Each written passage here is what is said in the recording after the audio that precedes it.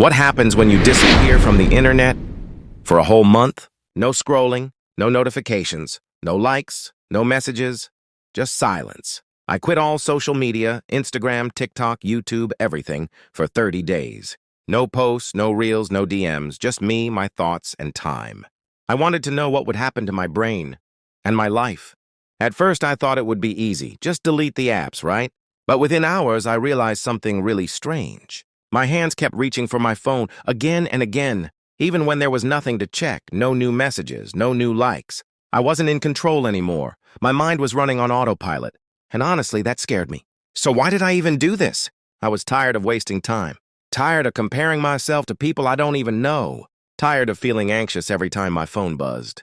Tired of being connected but feeling totally alone. I wanted to take back my focus. I wanted to feel calm again. I wanted to reconnect with the real world, the one right in front of me. So I made a rule: no social media, no exceptions, no cheating, for 30 days straight. In this video, I'll tell you exactly what happened. The ugly parts, the powerful parts, and the unexpected changes that completely surprised me.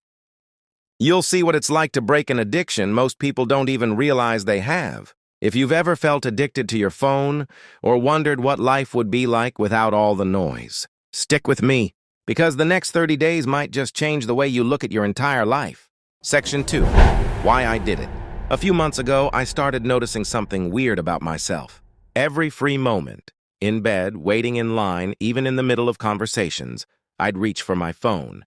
Not because I needed anything, just because. My fingers knew exactly where every app was, like muscle memory. Instagram, TikTok, YouTube, open, scroll, swipe, close, repeat. Sometimes I didn't even remember opening them. It just happened. I wasn't using social media anymore.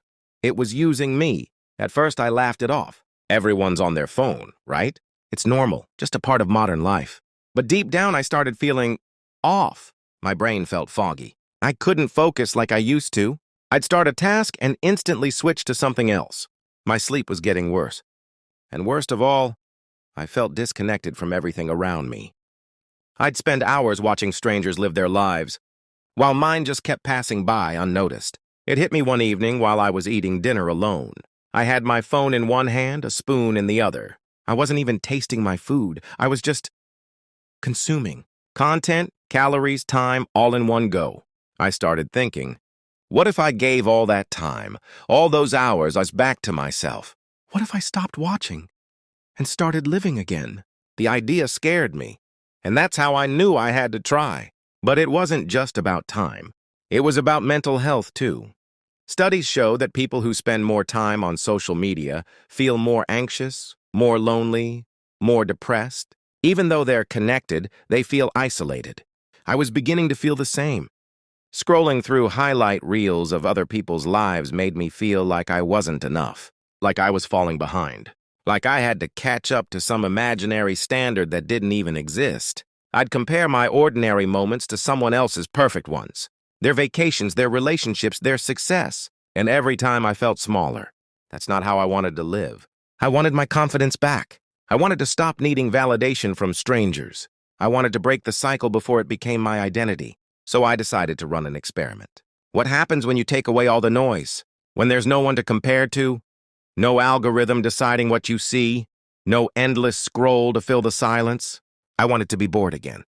I wanted to feel restless, because that's when creativity happens. I wanted my thoughts back, my focus, my peace. So I wrote it down. 30 days, no social media, just real life. I deleted every app, turned off every notification, and told my close friends what I was doing. I even put a sticky note on my phone: do something real. I didn't know if I'd make it. I knew it would be hard. This wasn't about proving anything to anyone. It wasn't about becoming more productive or starting some trendy detox. It was about saving something I was slowly losing, myself. Section 3. The first week. The first day felt weird, but manageable. I kept checking my phone out of habit, then realizing there's nothing there. No messages. No new content. Just a quiet screen. I'd wake up, instinctively grab my phone, and stare at it like it was supposed to entertain me. But now, without social media, it was just a tool. No excitement, no stimulation, just a black screen and a clock. By day 2, the silence started to feel louder. It was like something was missing. A part of my daily rhythm had been erased. I didn't know what to do with myself during in-between moments. Waiting for food, sitting in traffic, lying in bed. I'd unlock my phone, swipe out of habit, and feel awkward. No apps to scroll, no dopamine hits, no artificial drama, just me and my thoughts. I didn't realize how often I used social media to escape boredom. Waiting in line, sitting on the toilet, eating, walking. Every tiny moment of stillness, I used to fill it with scrolling. And now, without it, I felt exposed, raw, uncomfortable. The cravings were real, not physical, but deeply mental. I kept feeling like I was missing something important, like the world was moving forward without me, and I was falling behind.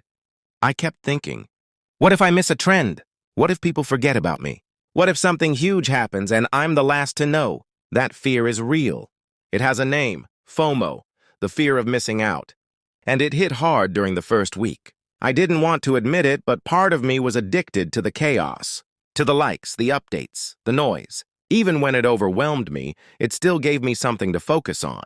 I also started noticing how uncomfortable silence was. I wasn't used to just being with my thoughts. I didn't know how noisy my mind had become until everything outside went quiet. But then, something unexpected happened. By day 4, I started noticing small details I used to ignore. The way the light came through my window in the morning, the sound of birds, the texture of my breakfast. Conversations felt more real, like I was actually there listening, not half distracted by a glowing screen. My mind wasn't constantly halfway somewhere else. I started journaling, not because I had to, but because I needed to process what I was feeling. I wrote things like, why do I feel lonely even when I'm not alone? And am I afraid of boredom? Or am I afraid of silence? These were thoughts I never gave space to before. I also noticed how much extra time I suddenly had. Hours that used to vanish into a scroll hole were now wide open. At first, I didn't know what to do with them. So I walked. I cleaned. I sat in silence. I stared out the window, and slowly the discomfort began to fade. It wasn't easy. The first week was honestly harder than I expected. But at first, it just felt empty. But that emptiness made room for something new. I started to feel more grounded, like my feet were back on the floor. Not floating in the endless feed, just here. It wasn't a huge transformation. Not yet. But the fog was starting to lift. And for the first time in a long time, I was beginning to feel like myself again.